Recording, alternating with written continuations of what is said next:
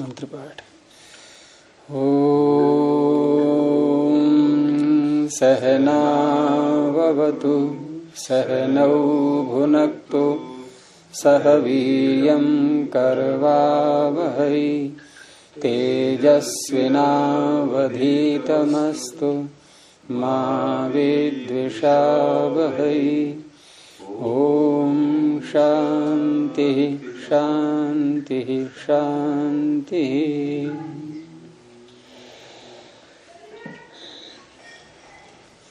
न्याय दर्शन की 157वीं कक्षा।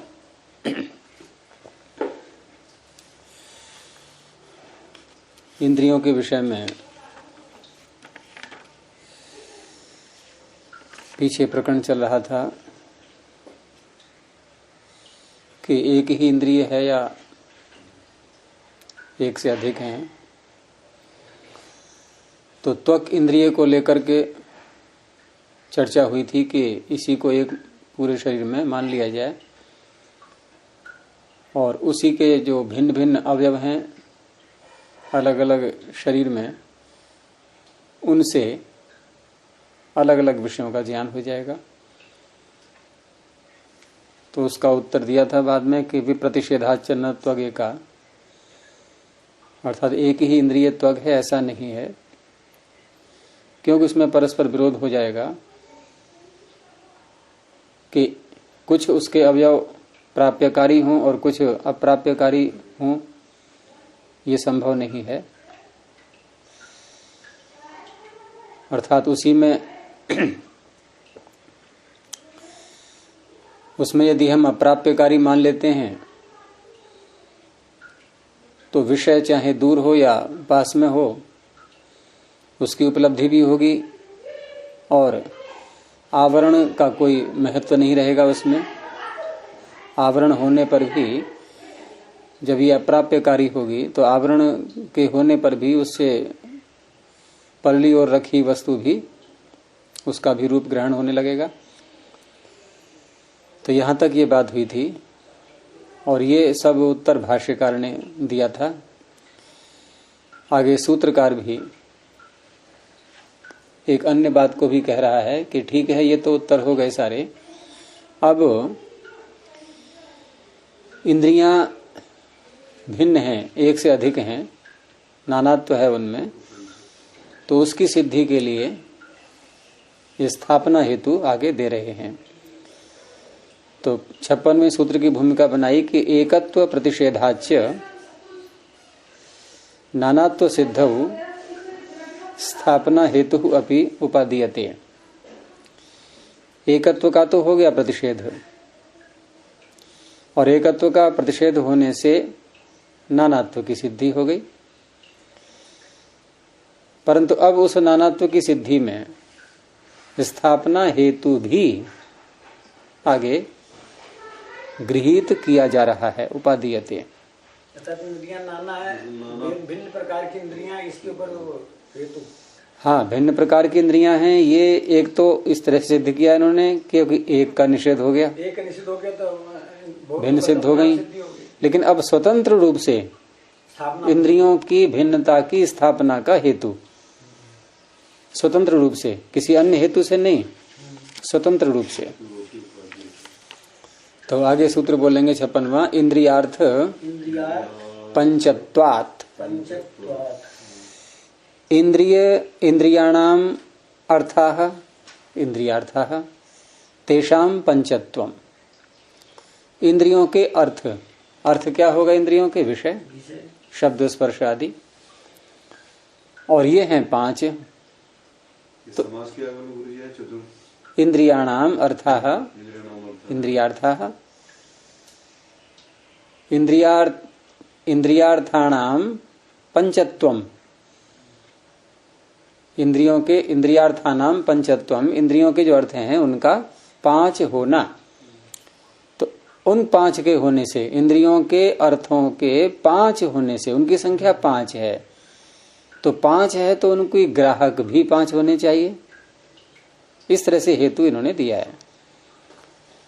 स्वयं सूत्र में आए अर्थ शब्द को खोला कि अर्थ प्रयोजनम, अर्थ को प्रयोजन भी कहते हैं। और तत्पंचविधम, वो 5 प्रकार का है।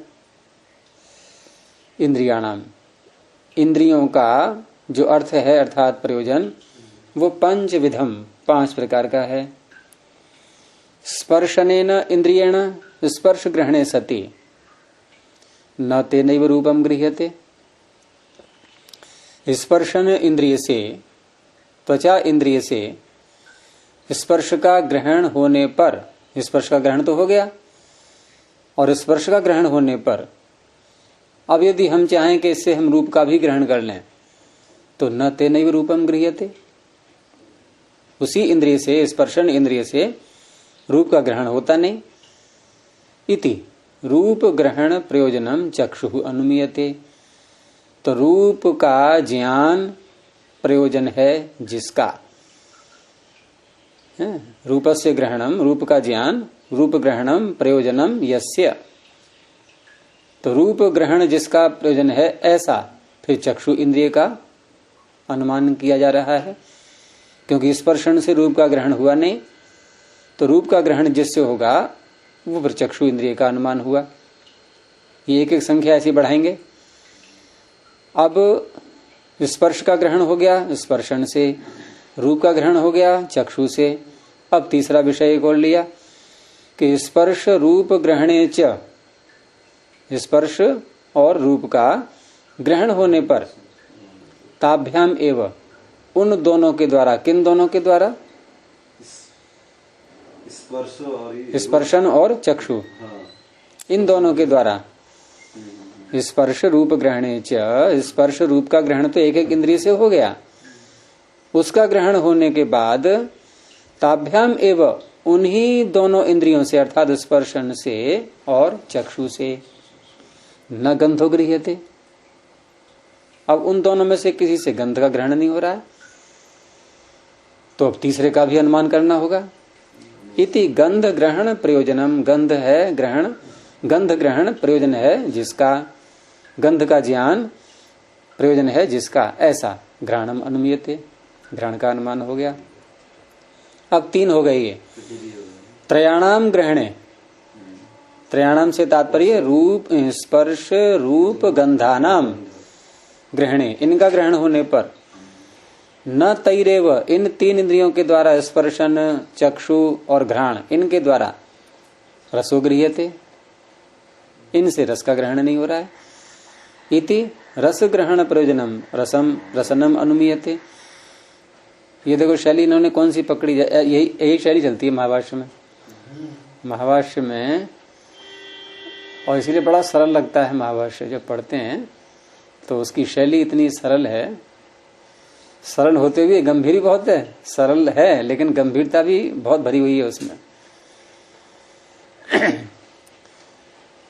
तो त्रयाणाम ग्रहणे न तैरेव रसो गृह्यते इति रस ग्रहण प्रयोजनम रसनम अनुमीयते। अब यहां रसन का अनुमान हो गया। अब 4 हो गए। चतुर्णाम ग्रहणे, तो चतुर्णाम कौन कौन से हो गए? स्पर्श रूप, स्पर्श रूप गंध रसानाम ग्रहणे, इनका ग्रहण होने पर न तैरेव, इन 4 इंद्रियों के द्वारा शब्दः श्रूयते। चतुर्णाम ग्रहणे न तैरेव शब्दः श्रूयते। अब शब्द नहीं सुनाई दे रहा है इन 4 में से किसी के भी द्वारा। इति शब्द ग्रहण प्रयोजनम श्रोत्रम अनुमीयते। तो शब्द ज्ञान प्रयोजन है जिसका, ऐसा श्रोत्र अनुमित हो रहा है, उसका अनुमान किया जा रहा है। एवं इस प्रकार से इंद्रिय प्रयोजनस्य, इंद्रिय का जो प्रयोजन है वह अनितरेतर साधन साध्यत्वात्, इतर इतर साधन, इतर इतर के साथ नए समास कर दिया है। फिर भिन्न भिन्न है, भिन्न भिन्न साधन के द्वारा साध्य। इतर इतर साधन, साधन कौन हो गए? इंद्रियां। इतर इतर साधन साध्य, इनके द्वारा साध्य कौन? विषय। तो एवं इंद्रिय प्रयोजन से, वही प्रयोजन, प्रयोजन के लिए कहा गया साध्य। इंद्रिय का जो प्रयोजन है उस प्रयोजन के इतर इतर साधन साध्यत्वात्। अब नए समास कर दिया इधर, नए समास कर दिया ना, अनेतरेतर साधन साध्यत्वात्। इन एक इंद्रिय से सारे विषयों का, सारे प्रयोजनों का सिद्ध न होने से, सारे प्रयोजनों के सिद्ध न होने से इंद्रिय का जो प्रयोजन है वो भिन्न भिन्न साधन जो हैं अलग अलग, इतर इतर साधन साध्य। इतर से एक ले लो पहले आप, कि एक हमने पहले स्पर्शन इंद्रिय ले लिया, तो इससे सारे इंद्रिय के प्रयोजन वो सिद्ध नहीं होंगे। ऐसे ही दूसरा ले लिया चक्षु, उससे भी सिद्ध नहीं हुए, वो इतर हो गया। तो इतर इतर से आप एक एक इंद्रिय ले लीजिए अलग अलग। यानी एक एक इंद्रिय के द्वारा इंद्रिय के प्रयोजन के सिद्ध न होने से एक एक इंद्रिय क्या बनेगा? साधन। इतर इतर साधन, यानी एक एक इंद्रिय रूपी जो साधन, तेन साध्य, उसके द्वारा जो साध्य है वो कौन है? इंद्रिय प्रयोजनम। वो इंद्रिय का प्रयोजन, अर्थात जो पीछे कहा था ना अर्थ है प्रयोजनम, तो अर्थ आ गया वो। यानी इंद्रिय का जो अर्थ है विषय, वह एक एक इंद्रिय रूपी साधन के द्वारा साध्य न होने से, अब ये नए समास को मैंने धर लिया है, न होने से, अर्थात अलग अलग चाहिए इन सब के लिए। पंच एव इंद्रियाणी, 5 ही इंद्रियां हैं। तो ये इन्होंने स्थापना हेतु दिया यहाँ पर, इंद्रियों की 5 इंद्रियों की स्थापना करने के लिए। अब पूर्व पक्षी तो अभी शांत नहीं बैठेगा, वो इसमें भी अब खंडन करेगा इसका। तो 57वां सूत्र बोलेंगे, न तदर्थ बहुत्वात्। तदर्थ तेषाम अर्थाः तदर्थाः, तदर्थानाम बहुत्वम, नहीं तस्मै नहीं है, तदर्थानाम बहुत्वम, तदर्थ बहुत्वम, तस्मात् तदर्थ बहुत्वात्। तो तद अर्थ तेषाम अर्थाः, तेषाम केषाम इंद्रियाणाम। इंद्रियों के अर्थ कितने हैं? इंद्रियों के अर्थ कितने हैं? 5 में एक बताइए पहले, कौन सा? किसी एक को ले लो। स्पर्श। तो स्पर्श ठंडा भी लगता है आपको, गर्म भी लगता है, कठोर भी लगता है, कोमल भी लगता है। कितने गिनाई मैंने?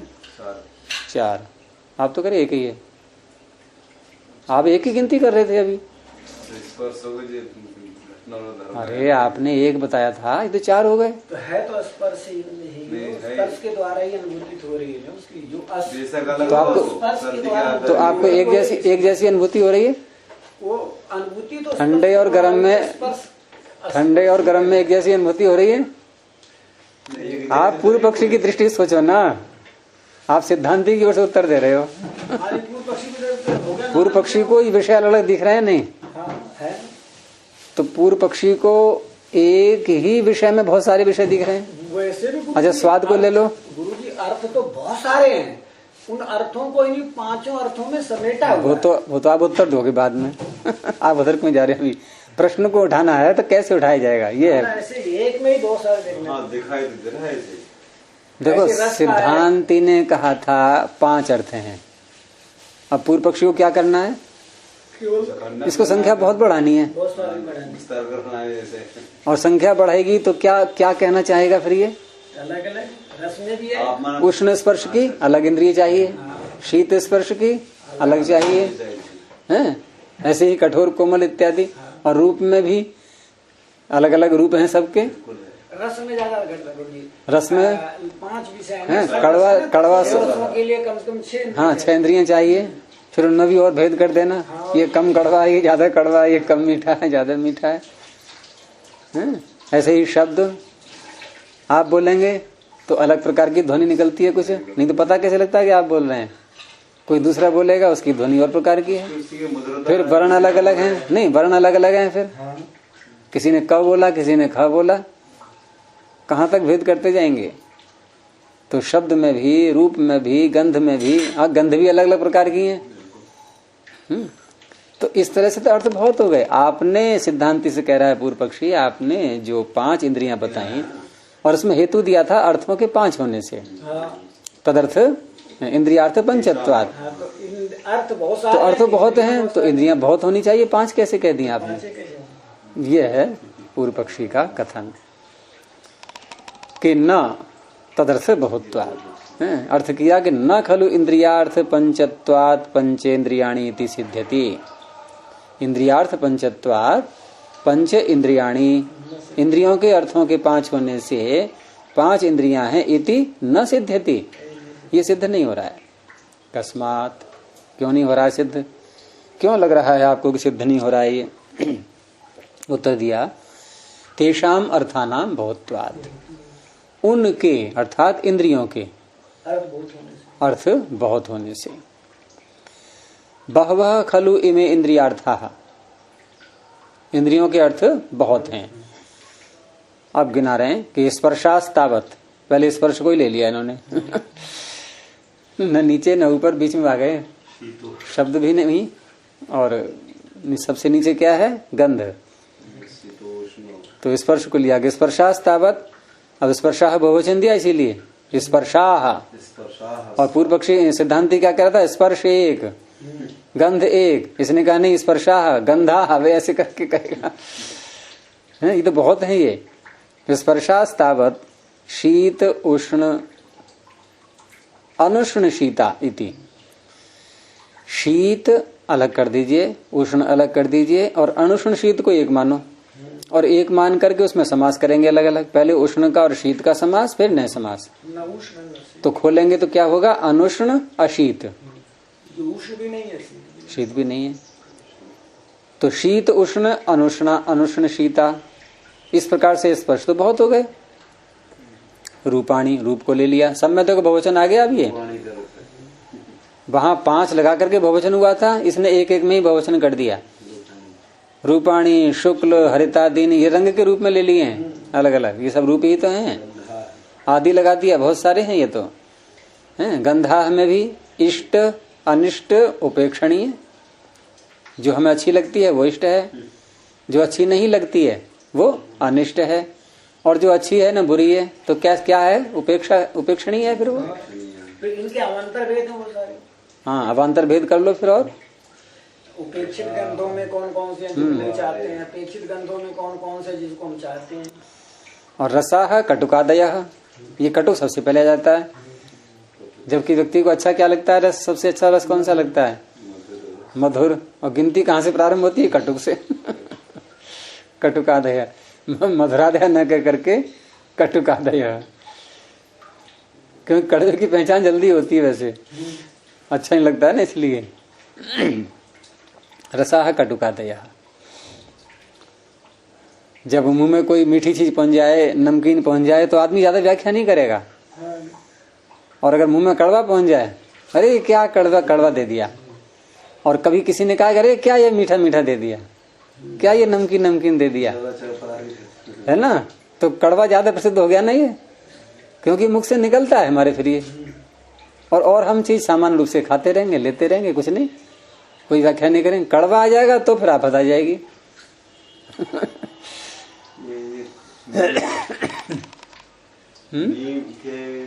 ये है कड़वा है, कड़वा भी अलग अलग है। तीख तो है, कटु नीम का, हाँ नीम तो कटु है ना, और मिर्च का तीख तो है। तो रसाह कटुकादयः। शब्दा वर्णात्मानो ध्वनि मात्रा शब्द, दो तो मानोगे ही आप। कौन कौन से? एक तो वर्णात्मक शब्द होते हैं और एक केवल ध्वनि मात्र। जैसे ताली बजा दो आप, ये कौन सा वर्ण निकला? नहीं, ताली बजाई आपने तो ये 63 वर्णों में से कौन सा बोला गया? तो ये ध्वनि मात्र हो गया। तो दो भेद तो हो गए ना, एक 63 वर्णों में से कोई वर्ण बोलना और एक ध्वनि मात्र।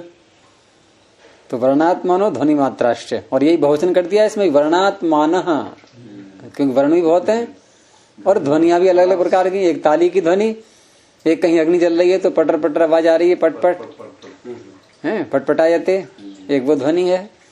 तो ध्वनियां भिन्न भिन्न प्रकार की हैं। पक्षियों की ले लो आप, पक्षियों की वर्ण मात्र है कि ध्वनि मात्र है? वर्णात्मक है, ध्वन्यात्मक है। और फिर भिन्न भिन्न पक्षियों का अलग अलग, कोयल की अलग, कौए की अलग, सबकी अलग अलग। तो तद यस्य इंद्रियार्थ पंचत्वात् पंचेंद्रियाणि, तद यस्य, यस्य माने जिसके पक्ष में, वो कौन है? जिस सिद्धांति। तो यस्य इंद्रियार्थ पंचत्वात् पंचेंद्रियाणि, जिसके पक्ष में इंद्रियों के अर्थ 5 हैं और 5 होने से इंद्रियां 5 हैं, तस्य, अब उसी के लिए हमने कह दिया ये सब, तस्य इंद्रियार्थ बहुत्वात् बहूनि इंद्रियाणि प्रसज्यन्ते, उसी के पक्ष में अब इंद्रियों के अर्थ बहुत होने से बहुत इंद्रियां प्राप्त हो रही हैं। ये प्रसज्यन्ते, ये प्र उपसर्ग पूर्वक ये धातु जब आती है संजो संगे, तो ये आती है एक प्रकार से दोष दिखाने के लिए, यानी ऐसी प्राप्ति हो रही है, होनी नहीं चाहिए, कहने का तात्पर्य। व्याकरण में भी बोलते हैं ना कि ये प्रसक्त हो रहा है, इसको रोको, है, रोको, ये प्रसक्त हो रहा है, इसको रोको। हाँ, प्रसज्य प्रतिषेध। तो अब यहाँ पर सिद्धांति आगे उत्तर दे रहा है 58वें सूत्र में। सूत्र बोलेंगे गंधत्व, नहीं, गंधत्वादि अव्यतिरेकात् गंधादीनाम अप्रतिषेध। जो आपने उत्तर दिया था वही है, ये जो आप बोल रहे थे ना, ये वही उत्तर है। गंध कितने प्रकार की बताई थी पीछे अभी पूर्व पक्षी ने? गंधा जहां आया है, इष्ट, अनिष्ट, उपेक्षणीय। अच्छा, इष्ट में, इष्ट जो गंध है उसमें गंधत्व है, उसमें भी है, और अनिष्ट में, उसमें भी है, और उपेक्षणीय में वो भी है, गंधत्व सब में है। गंधत्व है, कॉमन है। अच्छा, रूप में गंधत्व है? नहीं है। तो गंधत्व एक जाति हो गई अलग। ऐसे ही आप अन्य अर्थों में लगा लीजिए, रसत्व, शब्दत्व, स्पर्शत्व, और क्या रह गया? रूपत्व। तो गंधत्व आदि, गंधत्व आदि, आदि में 4 और ले लीजिए। अव्यतिरेकात, इनका भेद न होने से, आपने भले ही गंध में इष्ट अनिष्ट उपेक्षणीय ले लिया, लेकिन अव्यतिरेक है, गंधत्व सब में है, भेद नहीं है, इसलिए गंधादि नाम अप्रतिषेध। गंधादियों का, कि गंधादि बहुत हैं ऐसा जो आप कह रहे हो, ये अप्रतिषेध है, ये प्रतिषेध आपका ठीक नहीं है। इन गंधादियों का बहुत मान करके आप इंद्रियों के पंचत्व का जो प्रतिषेध कर रहे हो, ये ठीक नहीं है। भाष्य देखिए, गंधत्वादि भी स्वसामान्य ही कृत व्यवस्था नाम गंधादि नाम, यानी गंधादि ग्रहणानि तानी, इसको संभाल, क्या है आपके में पाठ आगे बोलिए? तानी, तो ये आ को हटाना होगा यहां से। इसमें तानी समान साधन साध्यत्वात्, तानी हमारे नहीं है, तान्य समास किया। हाँ, तो तानी समास नहीं, संधि, संधि किया होगा। तो इसको, इसमें संधि में अ मिल रहा है, तो अ से अर्थ अच्छा नहीं लग पाता इसमें, इसको अ को हटा दीजिए। तो तानी समान साधन साध्यत्वात्, इसमें ज्यादा संगति अच्छी लगेगी। ग्राहकांतराणी न प्रयोजयन्ति, उसमें भी कर सकते हैं, लेकिन वो थोड़ा ज्यादा क्लिष्ट पड़ जाता है अर्थ आकार जोड़ने से। ये सरलता से लगेगा। तो देखिए, गंधत्वादि भी स्वसामान्य ही, गंधत्व ये क्या है? सामान्य जाति, स्वसामान्य ही गंधत्वादि भी। ये स्व को किसके साथ जोड़ेंगे? अपनी अपनी इंद्रियों के साथ में, जो विषय है उनके, उनमें फिर सामान्य विद्यमान है, जाति विद्यमान है। तो स्व सामान्य ही गंधत्वादि भी, यानी गंध में हमने अगर 3 ले भी लिए, इष्ट अनिष्ट उपेक्षणीय है, तो इष्ट में भी गंधत्व, अनिष्ट में भी, उपेक्षणीय में भी। तो स्व सामान्य ही, उनमें स्व जो अपना गंधत्व जो है उसमें वो स्व हो गया। उस जाति के द्वारा, और वो फिर अलग अलग 5 विषय हैं तो 5 जातियां होंगी, इसलिए बहुवचन आ गया है। तो स्वसामान्य ही गंधत्वादि भी कृत व्यवस्था नाम गंधादि नाम, कृत व्यवस्था में बहुरी समास हो जाएगा। कृता व्यवस्था ये शाम, जिनकी व्यवस्था की गई है। तो व्यवस्था किसके द्वारा हो रही है यहां पर? जाति के द्वारा। हमने इष्ट अनिष्ट उपेक्षणीय आदि जो भी पीछे बताए थे, इन सब को गंध क्यों कहा? ये सब गंध हैं, ये व्यवस्था कौन कर रहा है? इष्ट अनिष्ट उपेक्षणीय। ऐसे ही रस में ले लीजिए, रूप में ले लीजिए, तो इष्ट अनिष्ट उपेक्षणीय ये तीनों गंध हैं, ये व्यवस्था कौन कर रहा है? ये कृत व्यवस्था है। हाँ नहीं, ये व्यवस्था कौन कर रहा है? कृत व्यवस्था है। नहीं, किसके द्वारा कृत है? ये जाति के द्वारा, गंधत्व के द्वारा व्यवस्था है ये। ऐसी अन्यों में ले लेंगे। तो की गई है व्यवस्था जिनके द्वारा, वो कौन है? स्वसामान्य। तो स्वसामान्य ही गंधत्वादि भी कृत व्यवस्था नाम गंधादि नाम, ऐसे गंधादि जो हैं, यानी गंधादि ग्रहणानी, जो भी गंध आदि का ज्ञान होता है, ग्रहण का अर्थ यहां पर ज्ञान, बोध। कृत व्यवस्था नाम गंधादि नाम यानी गंधादि ग्रहणानी, जो गंधादि बोध हो रहे हैं, तानी। अब तानी से कौन आएगा? वही ज्ञान, बोध, विषय का ज्ञान जो होता है हमें। तानी समान साधन साध्यत्वात्, एक ही है साधन जिनका, नहीं समान साधन तो कर्मधारय करेंगे, समान साधन के द्वारा साध्य होने से, अर्थात एक ही इंद्रिय के द्वारा साध्य होने से। गंधत्व जो सामान्य है वो एक इंद्रिय के द्वारा साध्य है, रूपत्व जो सामान्य है वो एक इंद्रिय के द्वारा साध्य है, ऐसे ही शब्दत्व, रसत्व, ठीक है, ये एक एक इंद्रिय के द्वारा साध्य होने से ग्राहकांतराणी न प्रयोजंती, ये जो गंधादि हैं ये ग्राहकांतराणी, अन्य ग्राहकों को प्रयोजित नहीं करते। ग्राहक का तात्पर्य यहाँ पर ग्रहण करने वाली इंद्रिय, हाँ, भिन्न भिन्न ग्राहक को, भिन्न इंद्रियों को ये प्रयोजित नहीं करते। कौन? गंधादि। ये गंधादि ग्रहणानी, गंधादि ग्रहणानी पीछे आया है, ये क्रिया उसके साथ जोड़े, गंधादि ग्रहणानी ग्राहकांतराणी न प्रयोजंती। ये जो गंधादि का बोध हो रहा है हमें, तो इनके लिए अन्य कोई ग्राहक चाहिए, अन्य कोई इंद्रिय चाहिए, बोध कराने वाली इंद्रिय को ग्राहक कहते हैं, ग्रहण कराने वाली, उनको ये प्रयोजित नहीं करते, अर्थात आवश्यकता ही नहीं है। क्यों? क्योंकि गंधादि के द्वारा, गंधत्व आदि के द्वारा इनमें व्यवस्था कर दी गई है। पंक्ति लग गई?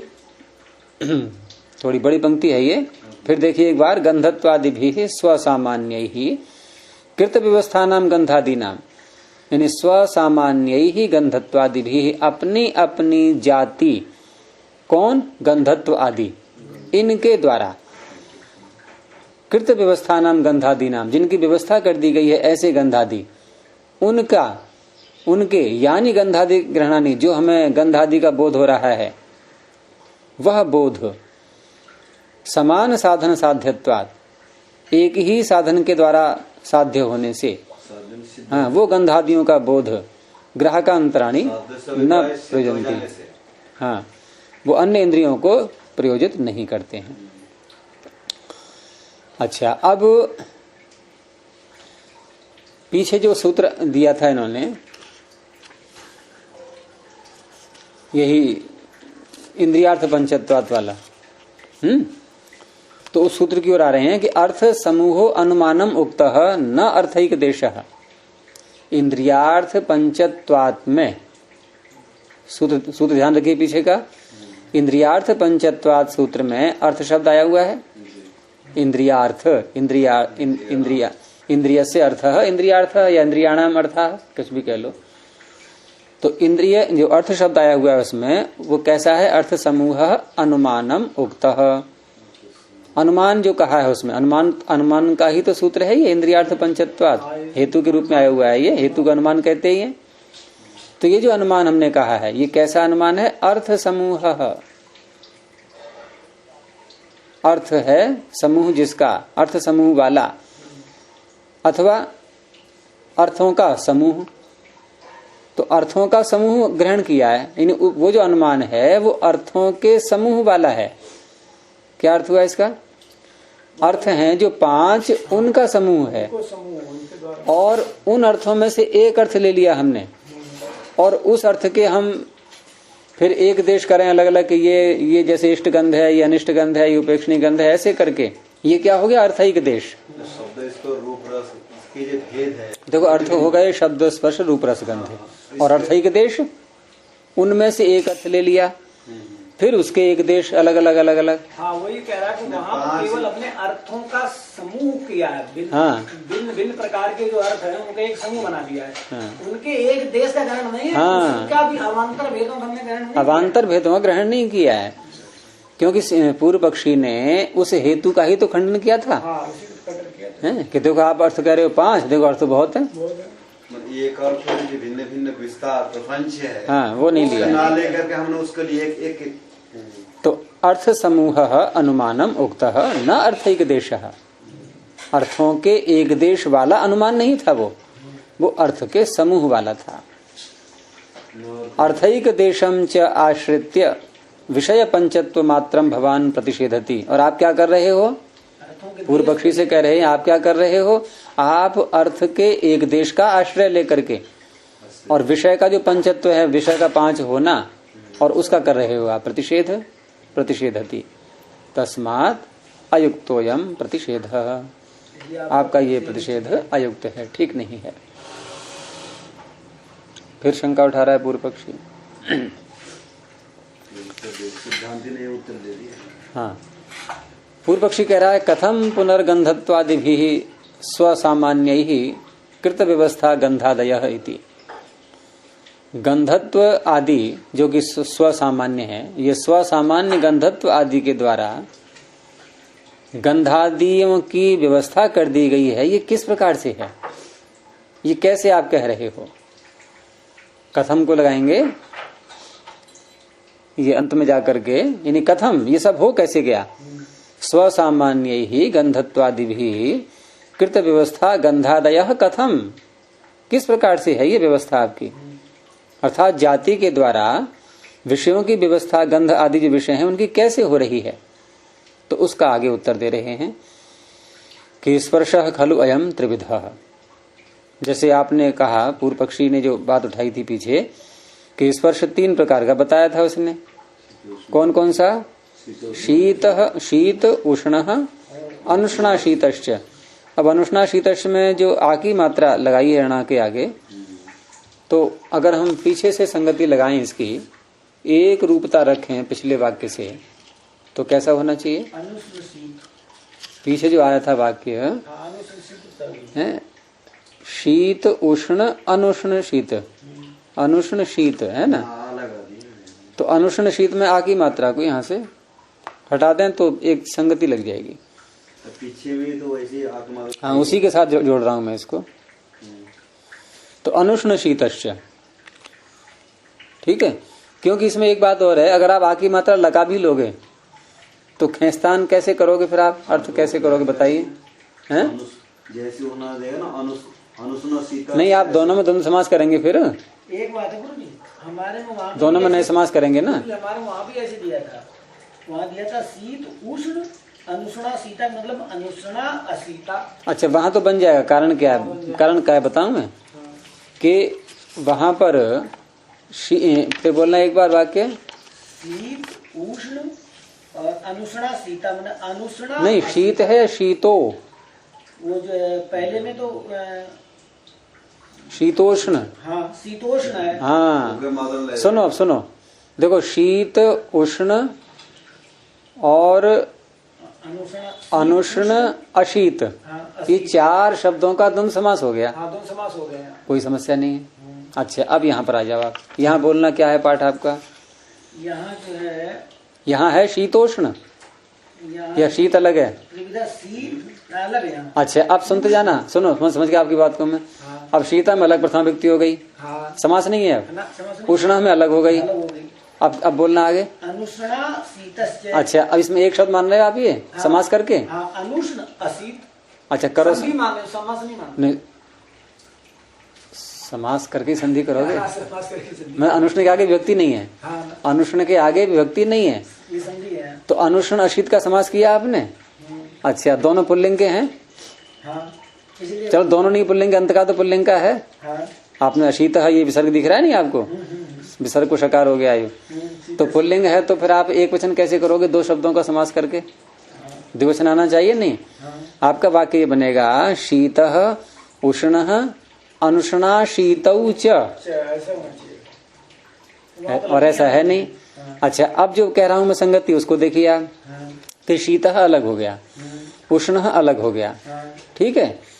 और इसमें उष्ण और शीत का आप करेंगे पहले समास, एक शब्द बना लिया आपने, क्योंकि समास जब कर लिया हमने शब्द का, उसके बाद हम जब नए समास करेंगे तो नए समास के बाद तो आप एक वचन ले सकते हो।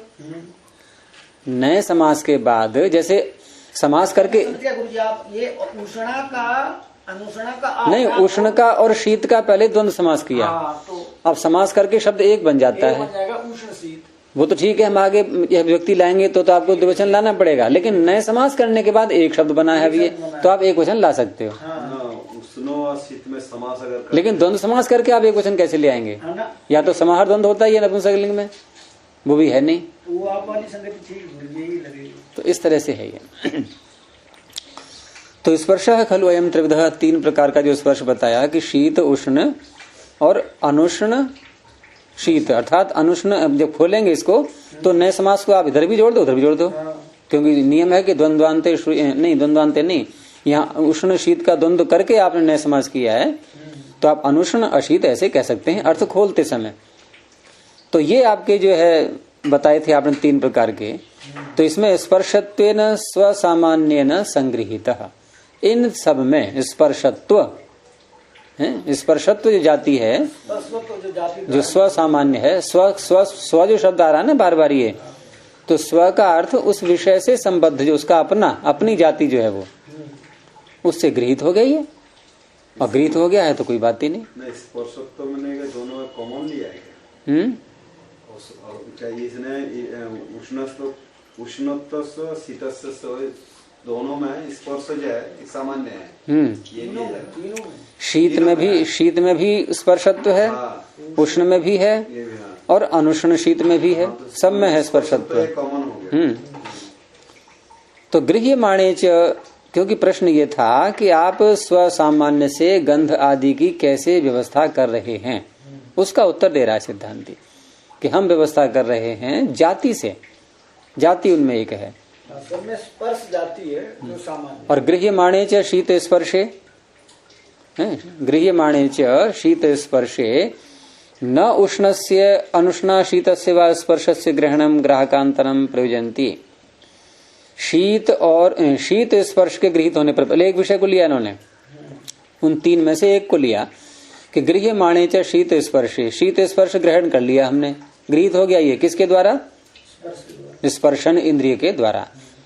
तो गृह्यमाणे च शीत स्पर्शे, अब आगे न को बाद में बोलेंगे, उष्णस्य अनुष्णा शीतस्य वा, उष्ण का अथवा अनुष्णा शीत का, अनुष्णा शीत स्पर्श का, स्पर्शस्य आगे जो आ रहा है, ग्रहणम उसका ज्ञान, ग्राहकांतरम न प्रयोजयति होगा, इसमें शुद्ध लिखा हुआ है ये, प्रयोजयंती नहीं होगा।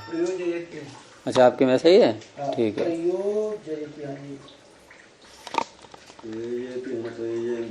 क्यों होगा? ग्रहणम एक वचन है, करता है उसका क्रिया का। तो फिर देखिए कि गृह्यमाणे च शीत स्पर्शे, शीत स्पर्श का ग्रहण हो जाने के बाद उष्ण और अनुष्ण शीत स्पर्श का ग्रहण वो किसी अन्य इंद्रिय का, ग्राहकांतरम का तात्पर्य ग्रहण कराने वाली भिन्न इंद्रिय का, न प्रयोजयति, वो उसको प्रयोजित नहीं करता। आपको नहीं चाहिए, आपने उंगली से त्वचा से शीत ठंडी चीज को छुआ, अब पास में एक और रखी है गर्म चीज, अब कहा गया कि आप इसको भी छुइए, तो आप कहोगे कि इसको छूने के लिए तो अब कोई और इंद्रिय चाहिए, ऐसा लगता है क्या? उसी हाथ को आप यहाँ रख लेते हो ऐसे करके, बिन इंद्रिय की जरूरत नहीं पड़ती है। प्रत्यक्ष हो रहा है ऐसा ही। शीत हो और उष्ण हो और कुछ हो, और आप कोई ये कहने लगे देखो मैंने इस ठंडे को छुआ इस हाथ से, गर्म को छूंगा मैं इस हाथ से, ऐसा भी नहीं है। यानी जितने अंश से त्वचा के जितने अंश से आपने जो है ठंडे को छुआ है उसी अंश से आप गर्म को भी छू सकते हैं। कोई बाधा नहीं, ऐसा नहीं कि बदलना पड़ेगा आपको। जैसे कभी कभी इंजेक्शन लगाते हैं ना कि भाई कल कौन सी बाह में लगाया था कि यहाँ लगाया था, ठीक है आज इधर लगाओ, करते हैं नहीं हम लोग, बदलते हैं स्थान नहीं बदलते हैं। लेकिन स्पर्श करते समय आपने ठंडा छू लिया उसी त्वचा से, अब बदलोगे क्या? दूसरी नहीं लाओगे इधर के लिए। तो न प्रयोजती, यानी वह ग्रहण वह ज्ञान ग्राहकांतरम न प्रयोजती, उसको नहीं करता है प्रयोजन। क्यों? कि स्पर्श भेदा नाम एक साधन साध्यत्वात्, ये हेतु दे दिया उसमें। स्पर्श के जो भेद हैं, शीत स्पर्श उष्ण स्पर्श आदि, इन भेदों के एक साधन के द्वारा सिद्ध होने से, साध्य होने से, ये नैव, और खोला उसी को, ये नैव शीत स्पर्शो गृह्यते तेनैव इतरौ अपि, आगे जो दोनों दिए थे वो भी उसी के द्वारा गृहीत होते हैं। एवं इसी प्रकार से, ये तो हो गया उसका उदाहरण स्पर्श का। एवं गंधत्वेन गंधानाम, गंधत्व जाति के द्वारा सारे गंधों का ग्रहण हो जाएगा। रूपत्वेन रूपाणाम, रसत्वेन रसानाम, शब्दत्वेन शब्दानाम इति। ठीक है, आगे पांचों शब्द पहले आ गया था, वो स्पर्श पहले आ गया, और गंध रूप रस शब्द ये भी आ गए। तो सब में जाति सामान्य होने से, एक ही होने से वो एक ही अर्थ कहलाएगा पूरा। और ऐसे बनेंगे 5 अर्थ, 5 जातियां हैं तो 5 अर्थ बन जाएंगे। गंधादि ग्रहणानि पुनः असमान साधन साध्यत्वात् ग्राहकांतराणाम प्रयोजकानि। अब यहां यदि हम पिछले वाक्य को देखें, ये जो पिछले पृष्ठ पर आया था जहां पर, और वहां मैंने कहा था कि अ को हटा करके आप समान बोलिए, उसको अ को हटाया था ना, आकार का हटाया। ये जो है 360 पृष्ठ पर ये जो आया था वाक्य, गंधत्वादि भी स्वसामान्य ही कृत व्यवस्था नाम गंधादि नाम यानी गंधादि ग्रहणानि तानि समान साधन साध्यत्वाद ग्राहकांतराणि न प्रयोजयन्ति। अब यहाँ वाक्य देखिए आप, वही तो वाक्य है एक प्रकार से ये कि गंधादि ग्रहणानि पुनः असमान साधन साध्यत्वाद ग्राहकांतराणाम प्रयोजकानि। इसे अगर हम अ जोड़े रहे इसको तो कैसे अर्थ करेंगे कि गंधादि ग्रहणानि, गंध आदि का जो ज्ञान होता है। अब यहाँ गंधादि का ज्ञान होता है, इसमें हम लेंगे गंध जाति एक पूरी और रूप जाति अलग, रस जाति अलग, ऐसे करके। और ये असमान साधन साध्यत्वात्, असमान साधन साध्यत्वात्, असमान का अर्थ क्या होगा? एक ही, सबका एक ही साधन, एक ही इंद्रिय के द्वारा साध्य होने से। ग्राहकांतराणाम प्रयोजकानि, नहीं यहां इस तरह से लेंगे इसको। वैसे यहां भी अ हटा देना अगर, तो अ हटा के एक बार अर्थ करिए पहले, यानी पुनः को अलग कर दीजिए और समान साधन साधन साध्यत्वात्, समान साधन के द्वारा सिद्ध होने से। अगर ऐसे अर्थ करेंगे तो गंधादि शब्द से क्या लेना होगा फिर? गुरु जी यहाँ पर ना लाना पड़ेगा प्रयोजकानि। हाँ, तो आपको न का अध्याय करना होगा, है ना, यानी कि न प्रयोजकानि। जैसे वहां भी था न, वहां था ना न प्रयोजयंती, देखो पिछले वाक्य को आप, न प्रयोजयंती, तो यहाँ न का अध्याय करना होगा। और इधर हम अ जोड़ देते हैं, असमान साधन साध्यत्वा, तो अर्थ कैसे होगा? समान साधन के द्वारा सिद्ध न होने से। कौन? गंधादि, गंधादि के जो ग्रहण है ये समान साधन के द्वारा सिद्ध साध्य न होने से ग्राहकांतराणाम प्रयोजकानि। तो यहाँ गंध आदि जो मुख्य विषय हैं 5 उनको लेंगे। यानी एक गंध को लिया हमने और गंध से गंध का जिस इंद्रिय के द्वारा जिस साधन के द्वारा ग्रहण किया गया, अब ले लिया रूप को। तो रूप का ग्रहण उसी साधन से किससे होगा? असमान से। तो यहाँ असमान का अर्थ हो जाएगा विशेष। यानी विशेष विशेष चाहिए 5 अलग अलग। जैसे अपने कहा ना ये समान साधन आने गंधादि समान साधन तो नासिका हो गया, सिर्फ किसी भी तरह गंध क्यों ना, लेकिन उसको रूप का ग्रहण तो नहीं हो सकता, रूप का तो नेत्र हो गया। हाँ, तो उसका भिन्न हो जाएगा, तभी तो कहा असमान। अच्छा। एक ही इंद्रिय से नहीं होगा ग्रहण। तो ग्राहकांतराणाम प्रयोजकानि। तो ये जो गंधादि ग्रहण है ये ग्राहकांतरों के भिन्न भिन्न इंद्रियों के प्रयोजक हैं ये। तस्मात् इसलिए उपपन्नम इंद्रियार्थ पंचत्वात् पंचेंद्रियाणि। इंद्रियार्थ पंचत्वात् इंद्रियों के जो अर्थ हैं प्रयोजन उनके 5 होने से पंचेंद्रियाणि उपपन्नम ये सिद्ध हो गया, पंचेंद्रिय का विषय। तस्माद् उपपन्नम इंद्रियार्थ पंचत्वात् पंचेंद्रियाणि। पंचेंद्रियाणि के साथ में अगर आप जोड़ोगे उपपन्नम को तो यहाँ उपपन्नम एक पूरा एक विषय जो है वो सिद्ध हो गया। अब वैसे देखेंगे तो पंचेंद्रियाणि उपपन्नानि ऐसे कहना होगा ना, इंद्रियार्थ पंचत्वात् पंचेंद्रियाणि उपपन्नानि, यही तो बनेगा वाक्य फिर। लेकिन यहाँ ये कहना चाह रहे हैं क्योंकि एक वचन दिया है उसमें उपपन्नम, यानी इंद्रियार्थ पंचत्वात् इंद्रियों के 5 होने से 5 इंद्रियां हैं पंचेंद्रियाणि ऐसा जो विषय है ये उपपन्नम सिद्ध हो गया, ये तात्पर्य। इसलिए एक वचन दिया है उसमें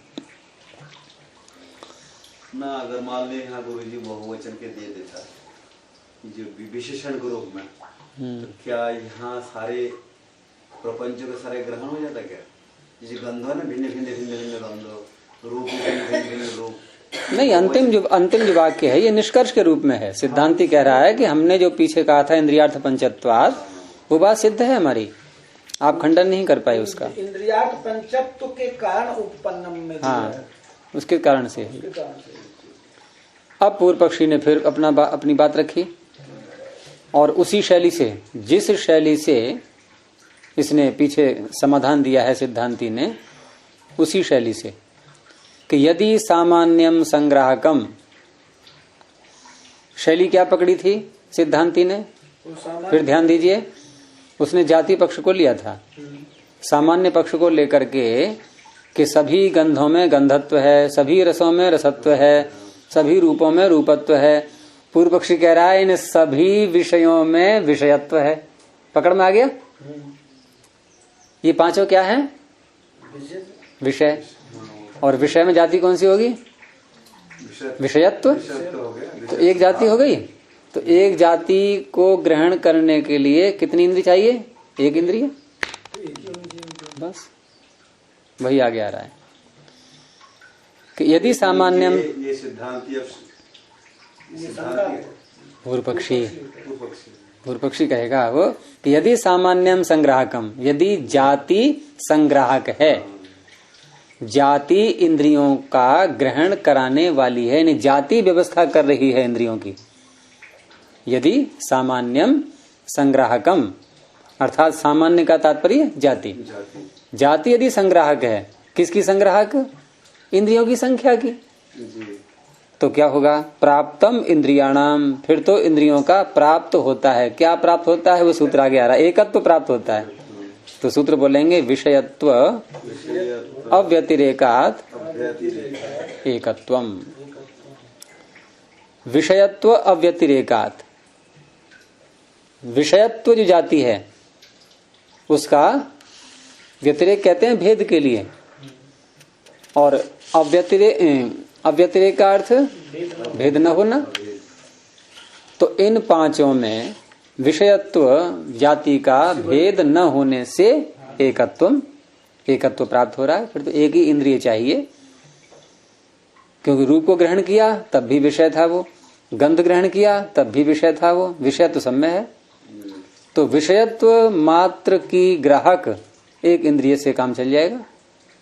और यहीं से तो बात प्रारंभ हुई थी कि त्वक इंद्रिय को माना था उसने एक। तो विषयत्वेन ही सामान्येन गंधादयः संगृहीताः इति। विषयत्व सामान्य से, विषयत्व जाति से गंध आदि पांचों ये गृहीत हो जाएंगे, और पांचों गृहीत हो जाएंगे और सब में है विषयत्व, उसके लिए फिर एक इंद्रिय से काम चल जाएगा। अच्छा, जातित्व से उन्होंने फिर वो एक पूर्व पक्ष ने शंका कर दी। हाँ, तो अब उसका उत्तर दे रहे हैं 60वें सूत्र में। सूत्र बोलेंगे न बुद्धि लक्षण अधिष्ठान गति आकृति जाति पंचत्वेभ्यः। न से पूर्व पक्षी की बात खंडित कि तुम्हारा ये कहना ठीक नहीं है कि एक ही इंद्रिय होनी चाहिए। क्यों कि यहाँ पंचत्वेभ्यः जो अंत में आ रहा है शब्द, कि इनसे जो पांच बातें हैं, ये पांच बात कौन कौन सी है गिनिए। बुद्धि लक्षण 1, अधिष्ठान 2, गति 3, आकृति 4, जाति 5। इन 5 के होने से, पंचमी का बहुवचन है हेतु, इन 5 के होने से क्या आपका कथन इन इंद्रिय का एक होना ये ठीक नहीं है ना। तो बुद्धि लक्षण से तात्पर्य बुद्धि जो ज्ञान हमें होता है विषयों का, रूप का ज्ञान, रस का ज्ञान, गंध का ज्ञान इत्यादि, तो वही लक्षण वही है। बुद्धि लक्षण एक ही शब्द है, कर्मधारय समास, ज्ञान रूपी लक्षण, ठीक है।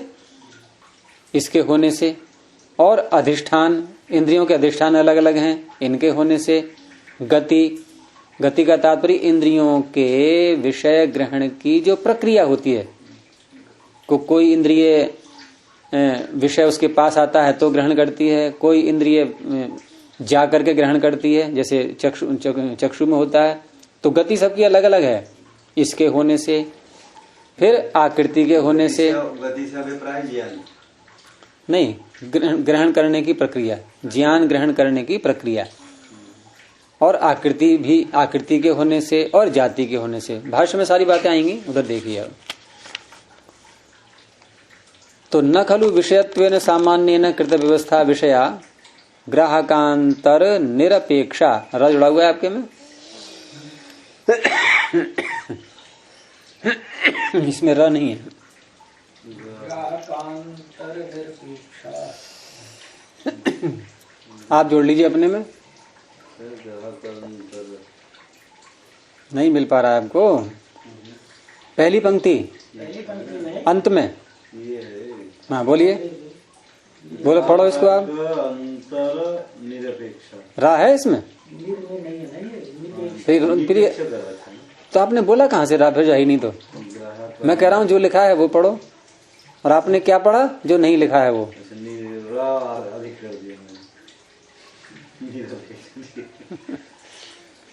तो ग्राहकांतर निरपेक्षा, र को लिख लीजिए उसमें। आपने जो शुद्ध पढ़ दिया वो ये भी पढ़ दिया। नहीं, जब मैंने कहा था कि जो लिखा है वो पढ़ो, तो आपने क्या पढ़ा, जो लिखा है वो भी, और जो नहीं लिखा है वो भी पढ़ दिया। तो कैसे पता लगा कि आपको क्या जोड़ना है फिर उसमें। तो न खलु विषयत्वेन सामान्येन कृत व्यवस्था विषया, यहां तक ले लीजिए पहले। सामान्येन विषयत्वेन, जो सामान्य है कौन, विषयत्व जाति। विषयत्व क्या है, सामान्य। इस विषयत्व सामान्य के द्वारा कृत व्यवस्था विषय, कृता व्यवस्था ये शाम, कर दी गई है व्यवस्था जिनकी ऐसे विषय। यानी कि जो पूर्व पक्षी ने अभी व्यवस्था की थी, पूर्व पक्षी ने क्या व्यवस्था की थी, ये तृतीय है, कृता व्यवस्था ये न। हाँ, कृता व्यवस्था ये न ये शाम ते विषया। किसने की है व्यवस्था, जाति ने। तो पूर्व पक्षी ने किया था ना भी यही कार्य।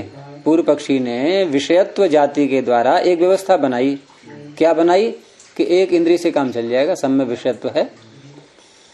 तो सामान्येन विषयत्वेन कृत व्यवस्था विषया, कर दी गई है व्यवस्था जिनकी ऐसे जो विषय हैं, ये विषय ग्राहकांतर निरपेक्षा, यानी भिन्न इंद्रिय की अपेक्षा नहीं है जिनकी, ऐसे विषय।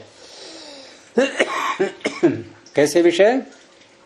जिनको ग्रहण करने के लिए भिन्न भिन्न इंद्रिय की आवश्यकता नहीं है। ग्राहकांतर निरपेक्षा। पूर्व पक्षी की दृष्टि से सोचना पहले आप, ये नौ को बाद में जोड़ेंगे, प्रारंभ में जो आया है। पूर्व पक्षी ने क्या कहा है?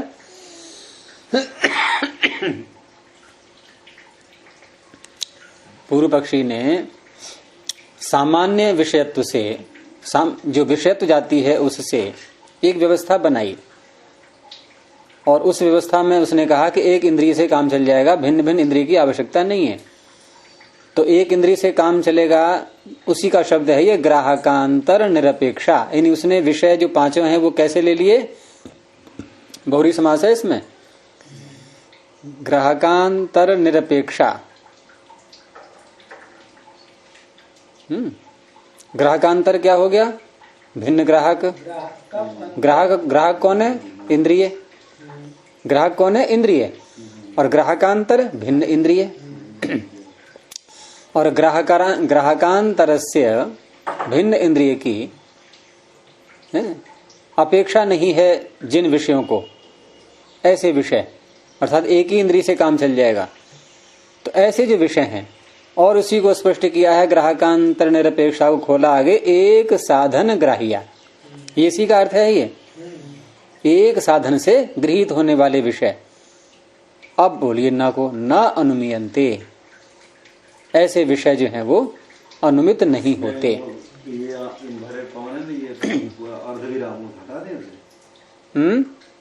इसने एक साधन ग्राह्य अनुमीयन्ते, यहीं तक पढ़ा है मैंने अभी। अर्धविराम नहीं तो मैंने आगे बोला ही नहीं अभी तो कुछ भी, यहीं तक बोला है मैंने। अभी तो विराम तक ही आया हूं मैं। आप लगता है मुझे आगे अनुमीयन्ते पहुंच गए, 2 बार लिखा है अनुमीयन्ते, उधर पहुंच गए होगे आप। उधर तो आगे आएगा वाक्य, अभी ये स्वयं ही लगा दिया इन्होंने अल्पविराम यहाँ पर। अर्थात ये जो विषय हैं, जो आपने कहा कि ग्राहकांतर निरपेक्ष हैं, एक साधन ग्राह्य हैं, और उसका हेतु दिया था आपने कि एक जाति होने से, तो ऐसे अनुमान नहीं किया जा रहा है। ऐसे विषयों का अनुमान नहीं है जो विषय एक साधन से ग्राह्य हैं। ऐसे विषय का अनुमान नहीं हो सकता। क्या होता है फिर कि अनुमीयन्ते च पंचगंधादयो गंधत्वादिभिः रूप स्वसामान्य ही कृत व्यवस्था। अनुमीयन्ते च, अनुमान कैसे किया जा रहा है कि ये जो पंचगंधादि विषय हैं, और कैसे हैं ये? गंधत्वादि भी स्वसामान्य ही कृत व्यवस्था। गंधत्व आदि जो जातियां हैं इनकी, उसके द्वारा जिनकी व्यवस्था की गई है, ऐसे जो गंधादि हैं, गंधादय, इनका अनुमान हो रहा है। आपके द्वारा अनुमान नहीं बन रहा है, वो ये अनुमान हो रहा है। और इंद्रियांतर ग्राह्य, कैसे विषय हैं ये? भिन्न भिन्न इंद्रिय से ग्राह्य हैं। और पूर्व पक्षी का क्या कहना था? एक साधन ग्राह्य। सिद्धांति क्या कह रहा है? इंद्रियांतर ग्राह्य, भिन्न भिन्न इंद्रिय के द्वारा ये गृहीत होने वाले हैं। तस्मात् असंबद्धम एतत्, इसलिए आपका कथन जो है ये असंबद्ध है, ठीक नहीं है। अब आगे जो सूत्र में शब्द आया था, मतलब ये जो बात पीछे कह दी गई है अभी, इसी को दोबारा कह रहे हैं, और दोबारा कह करके सूत्र के अर्थ को खोल रहे हैं। अब तो फिर उन्होंने सामान्य सा उत्तर दे दिया उसका। हाँ। कि जैसे आपने कह दिया कि मेरे अनुसार कि ये विषयत्व जाति सामान्य होने के कारण जो है सभी ये जो है एक ही इंद्रिय से काम चल जाएगा। ऐसा नहीं है, क्योंकि वो एक विषयत्व के द्वारा पांचों का ग्रहण यहाँ नहीं होगा। यानी कि आपने लिया विषयत्व, हाँ, हमने लिया गंधत्व, रूपत्व, रसत्व, ऐसे करके। जाति पक्ष की, क्योंकि यहाँ बहुवचन है गंधत्व आदि भी में, और वहां था विषयत्वेन। पूर्व पक्षी के मत में विषयत्वेन, सिद्धांति के मत में गंधत्वादि भी। इस तरह से आप समान उत्तर देकर विशेष उत्तर दे रहे हैं, एक एक जैसे 5 वहां को है ना, तो 5 का अलग। नहीं, ये कह रहे हैं कि अभी जो हमने बात बताई है, ये प्रथम पंक्ति से लेकर के यहाँ तक असंबद्धम एतत् तक, ये जो हमने अर्थ किया है, खोला है, इसी बात को सूत्र में ऐसे कहा है। ये कहना चाह रहे हैं। तो सूत्र में जब कहा है तो फिर दोबारा ही तो कहना हुआ, एक प्रकार से ही है। तो दोबारा कहने को बोलते हैं अनुवाद। तो अयमेव च अर्थः अनुद्यते, यही अर्थ जो हमने अभी बोला इसी को अनुद्यते अब पुनः कथित किया जा रहा है सूत्र के द्वारा। और सूत्र में क्या था? बुद्धि लक्षण पंचत्वात् इति, बुद्धि लक्षण से लेकर के और अंत वाला पढ़ दिया पंचत्वात्। यानी पंच को बुद्धि के साथ जोड़ा, पहले बुद्धि लक्षण के साथ में कि बुद्धि लक्षण पंचत्वात्, ज्ञान रूपी जो लक्षण है, जो ज्ञान होता है अलग अलग विषयों का, उनकी संख्या 5 होने से, उसी का अर्थ कर रहे हैं कि बुद्धया एवं लक्षणानि, ये कर्मधारय समास खोला इन्होंने, बुद्धि ही लक्षण है, यानी ज्ञान रूपी लक्षण, जो ज्ञान जो प्राप्त होता है हमें, वो विषय ग्रहण लिंगत्वात् इंद्रियाणाम, इंद्रियाणाम विषय ग्रहण लिंगत्वात्, इंद्रियां अपने अपने विषय के ग्रहण के लिंग वाली हैं, ऐसा होने से विषय ग्रहण लिंगत्वात् इंद्रियाणाम, इंद्रियां कैसी हैं? विषय का जो ग्रहण होता है उसी से उनकी पहचान होती है। आप इंद्रियों के नाम कैसे रखेंगे? घ्राण को घ्राण क्यों कहा गया? क्यों? घ्रा का अर्थ है सूंघना, क्योंकि वो सूंघती है, इसे कहते हैं विषय ग्रहण लिंग। विषय का ग्रहण ही जिनका लिंग बन जाता है, जिनकी पहचान बन जाती है। अगर विषय ग्रहण न होता तो ये नामकरण नहीं हो पाता इनका। विषय से ही वो पहचानी जाती है, ऐसी है जो अपने विषयों के। तो बुद्धया एवं लक्षणानि, बुद्धि ही लक्षण है, उनके ज्ञान ही लक्षण बन रहे हैं। क्यों? कि विषय ग्रहण लिंगत्वात् इंद्रियाणाम, विषय ग्रहण का विषय ग्रहण ही लिंग होने से। तद एतत्, इस प्रकार से इंद्रियार्थ पंचत्वात् इत्येतस्मिन् सूत्रे कृत भाष्यम इति, सिद्धांति का सूत्र आया था ना पीछे, इंद्रियार्थ पंचत्वात्, तो कहा ये बात हमने वहां उस सूत्र में कह दी गई है, अर्थात कृत भाष्यम, ये जो सूत्र है इंद्रियार्थ पंचत्वात् इत्येतस्मिन् सूत्रे, इस सूत्र में कृत भाष्यम, कृतम भाष्यम यस्य, कर दिया गया है भाष्य जिसका, अर्थात विषय का, जिस विषय का भाष्य पीछे कर दिया गया है वो इस सूत्र में है। तस्मात् बुद्धि लक्षण पंचत्वात् पंचेन्द्रियाणि, इसलिए बुद्धि लक्षण ज्ञान रूपी लक्षण के 5 होने से इंद्रियां 5 हैं। ये तो हुआ अभी अर्थ बुद्धि लक्षण का, क्योंकि 5 विषय आए हुए हैं उसमें, 5 का अर्थ करेंगे अलग अलग। अब लिया अधिष्ठान का, अधिष्ठानानि अपि खलु पंचेन्द्रियाणाम, 5 इंद्रियों के अधिष्ठान भी अलग अलग हैं, इनके स्थान बने हुए हैं सबके। अब एक एक गुनाते हैं कि सर्व शरीर अधिष्ठानम स्पर्शनम, स्पर्श ग्रहण लिंगम, लिंग सब में बताते जाएंगे। ये सभी शरीर है अधिष्ठान जिसका, सर्व शरीरम अधिष्ठानम यस्य, पूरा शरीर अधिष्ठान है जिसका, ऐसा ऐसा स्पर्शनम, ऐसा स्पर्शन इंद्रिय है। और कैसे पता लगा? स्पर्श ग्रहण लिंगम, क्योंकि स्पर्श का ग्रहण उसकी पहचान है। ये शरीर से पूरा शरीर, सर्व लिखा तो है, कहाँ नहीं है त्वचा? आपके में है, पूरे शरीर में नहीं है, या कहीं नहीं है? जहाँ नहीं लगे त्वचा वहां कोई गर्म चीज छू के देखना। कोई कहे कि मेरे यहाँ नहीं है त्वचा, है वहाँ अगर नहीं त्वचा मान लीजिए तो अनुभूति होने वाला, तो बीमारी, वो बीमारी कहलाएगी, फिर वो तो बीमारी हो गई। वो जो मर गया होता शून्य हो गया था वही।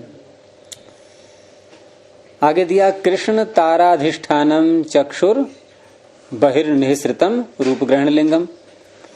कृष्ण तारा, कृष्ण तारा कहा इन्होंने नेत्र को, नेत्र का जो काला जो हाँ है उसमें, तो कृष्ण तार के अधिष्ठान वाला चक्षु, कृष्ण तार के अधिष्ठान से युक्त चक्षु।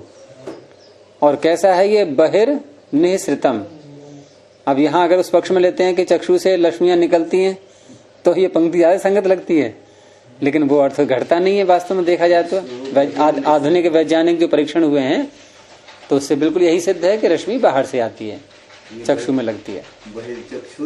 हाँ, बहिर्निःसृतम, यानी ये जो है चक्षु, ये विषय की पहचान, रूप का ज्ञान कैसे करता है? ये तो बाहर निकल करके करता है। तो बाहर निकलने का तात्पर्य रश्मि बाहर से इसमें आती है वस्तु से टकरा करके। तो रूप ग्रहण लिंगम, पहचान कैसे होती है इसकी? रूप ज्ञान से। रूप ज्ञान ही जिसका लिंग है। जो बाहर के रूप को ग्रहण करती है, निःसृतम शब्द है ना, निःसृतम लिखा हुआ है, निकला हुआ, बाहर निकला हुआ जो रूप बाहर है आंखों से उसको ग्रहण करती है, बाहर निकले हुए रूप को ग्रहण करती है। अंदर जो रूप है उसका नहीं ग्रहण कर पाएगी, अर्थात जो आंख के अंदर उसको तो कौन आंख का ढीठ आंख के द्वारा थोड़ी ग्रहण होता है, तो अलग जब तक उसको बाहर नहीं निकालेंगे। बहिर्निःसृतम चक्षु का है ये विशेषण, बहिर्निःसृतम चक्षु। अब करो अर्थ, बाहर निकला हुआ चक्षु। बहिर्निःसृतम चक्षु मतलब बाहर निकला हुआ रश्मि, रश्मि। तो बाहर किधर से निकला?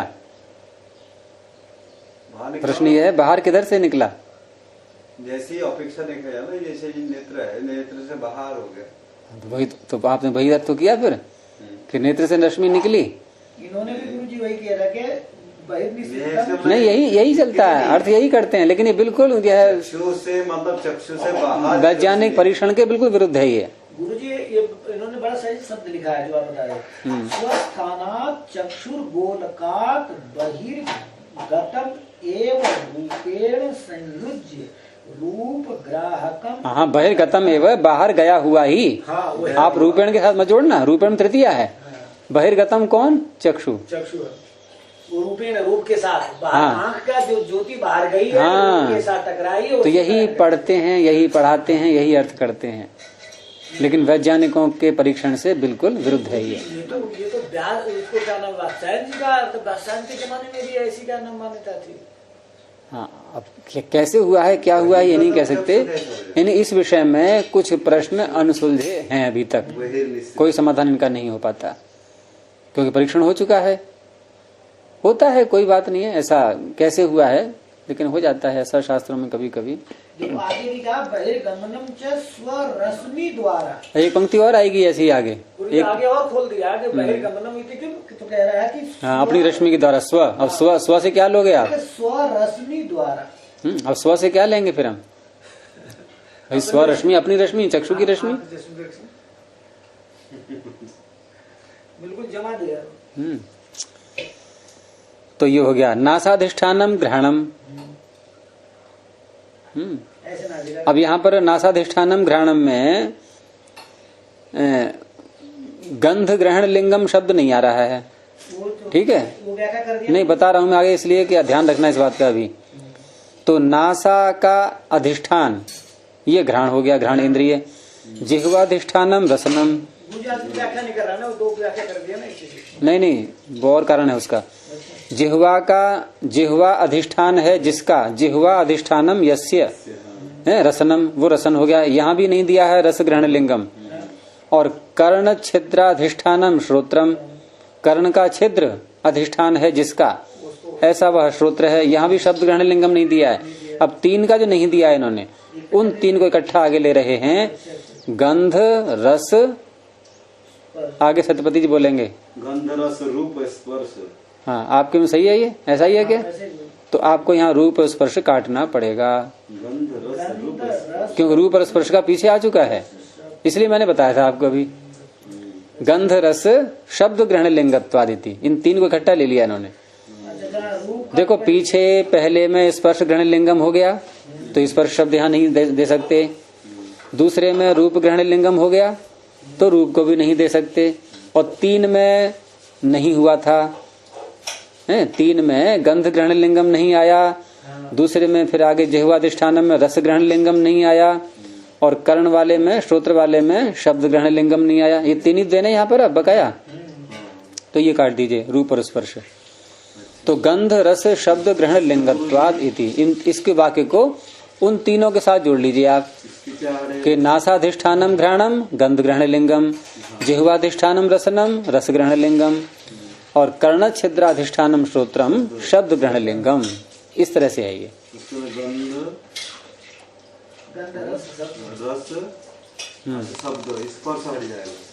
रूप और स्पर्श दोनों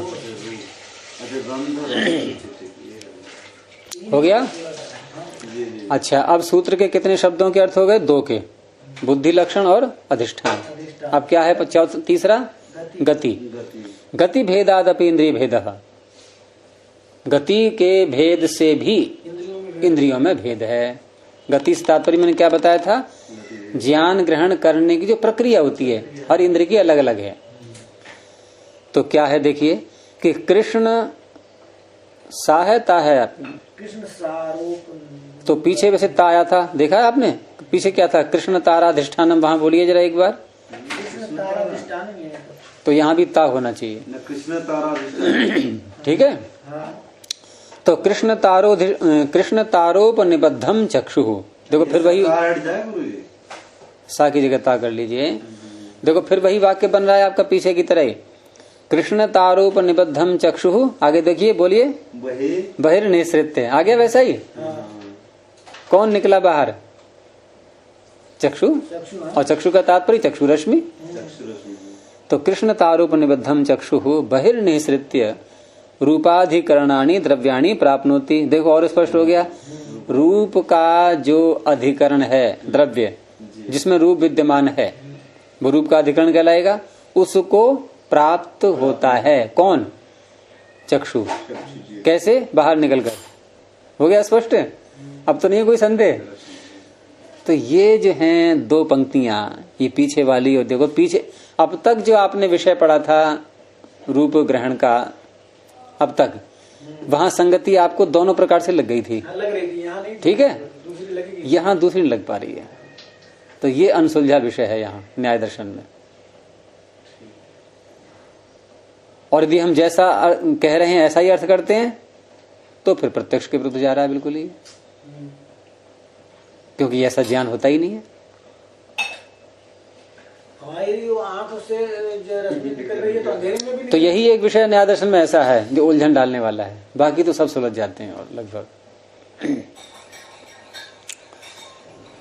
क्योंकि अगर आप ये अर्थ करेंगे कि रश्मि बाहर से आ रही है तो ये संगति यहाँ पंक्ति को अर्थ बदल कर नहीं पाओगे आप, पंक्ति से नहीं निकलेगा वो अर्थ, पंक्ति से नहीं निकल पाएगा। गुरु जी, जो बाहर की रोशनी तो आंखों में भी पड़ती है, आंखों में पड़ती है तो वो रोशनी आंख में पड़ी तो आंख की रोशनी वो दीवार पे पड़ी तो दीवार में दिखाई दे रही है, ऐसा क्यों नहीं मान लेते? कैसे मानोगे आप?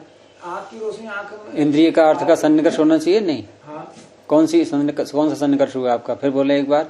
आंख बाहर की रोशनी आंख से आप दीवार देखो पहले, हाँ, अब दीवार को देखते समय इस पंक्ति के अनुसार व्याख्या क्या करोगे आप कि हमारी चक्षु से रश्मि दीवार पर टकराई, ठीक है। हाँ, अभी इंद्रिय का अर्थ का सन्निकर्ष नहीं हुआ है। हाँ, और अगर यूं मानोगे आप कि हमारी चक्षु से रश्मि निकली और दीवार पर टकरा गई जाकर के, हाँ, ठीक है।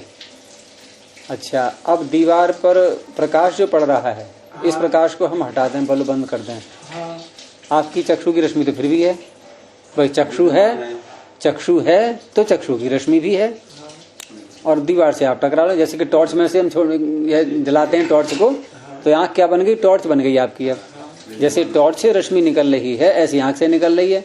तो टॉर्च से हम जब किसी वस्तु को देखते हैं तो बल्ब जलाते हैं क्या?